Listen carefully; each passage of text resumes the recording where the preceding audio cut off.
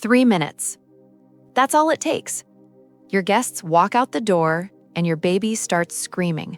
Not hungry, not hurt, not sleepy. So what just happened? Millions of parents, different countries, the exact same moment. What if I told you this isn't coincidence? You know this scene. Sunday afternoon, relatives show up. Everyone wants to hold the baby, talk to the baby, play with the baby. Your baby living their best life. 2 hours later, guests start leaving. Finally, peace. But watch what happens next. 3, 2, 1. Complete meltdown. You try everything, nothing works. And your grandmother looks at you and says, "Someone put Nazar on the baby." You laugh, but then you wonder, is she actually on to something? Here's what's interesting. This pattern, baby cries after guests leave, it's not just Indian. India, Nazar. Greece, Mati. Turkey, Nazar Bonju. Mexico, Mal de Ojo. Italy, Malocchio. Middle East, Ain al-Hasud. Different cultures, different languages, thousands of miles apart, all saying the exact same thing. Too much attention affects babies. Ancient grandmothers called it Nazar. Modern scientists call it something else. But what if they're both describing the same thing? Let me show you what science actually discovered, and I promise you won't look at babies the same way again. In Hindu culture, and honestly across most of Asia, the Middle East, and Latin America, there's this ancient belief, Nazar. The idea that when someone looks at your baby with very strong emotion, even love, even admiration, even genuine affection, it can overwhelm them. Because babies, according to this belief, are pure. Their energy is new, thin, unprotected. And when too many people project too much emotion onto them, it leaves a mark. The guests leave, but what they felt, what they projected, that stays, and the baby cries to release it. Now, whether you believe that or not, what's fascinating is this. Modern science found something eerily similar. Let's talk about what actually happens inside a baby's brain.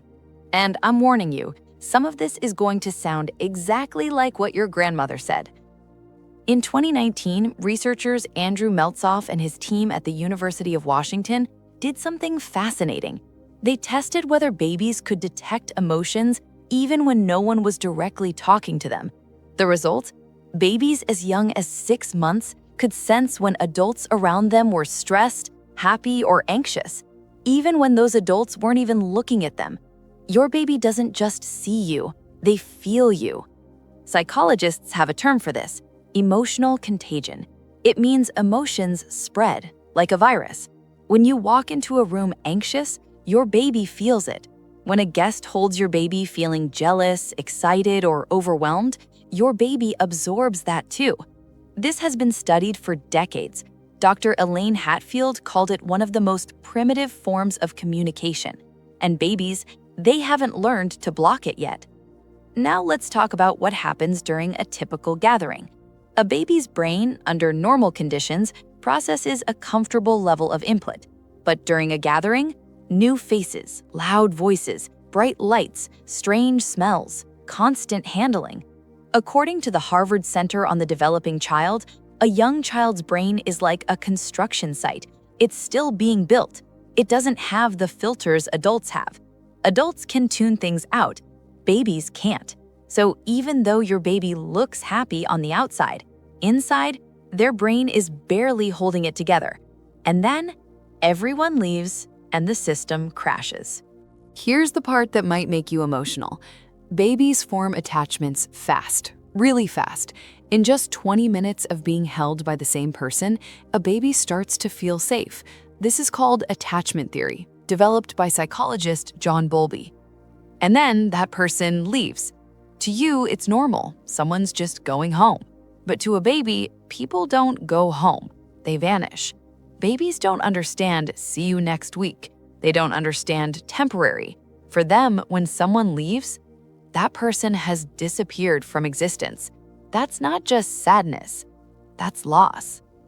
And here's the final trigger, the one most parents don't realize. During a gathering, your baby's brain recalibrates. All that noise, all that chaos, it becomes their baseline. Then everyone leaves. Suddenly, nothing. To an adult, silence is peaceful. To a baby, silence is alarming because their brain is hardwired to detect change, and sudden silence signals one thing: something is wrong. So they do the only thing they can. They cry loudly until someone proves the world is still safe. So here's where it gets really interesting. Science and culture are saying the exact same thing. Energy transfer, emotional contagion, overwhelming attention, sensory overload, spiritual sensitivity, neural plasticity. Different frameworks, different languages, same truth. When your grandmother says, and when a scientist says, they're describing the exact same event. One used ritual, one used research. Both arrived at the truth.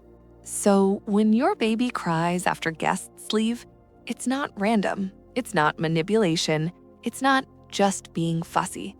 It's a nervous system response to too much stimulation, too many emotions, too many changes at once. Your baby experienced the world fully, and now they need help coming back down. So what should you actually do? When guests leave and your baby starts crying, take them to a quiet room. Reduce stimulation immediately. Hold them close. Skin-to-skin contact regulates their nervous system. Speak softly. Use your voice, the one they know best. It's their anchor. Rock them gently.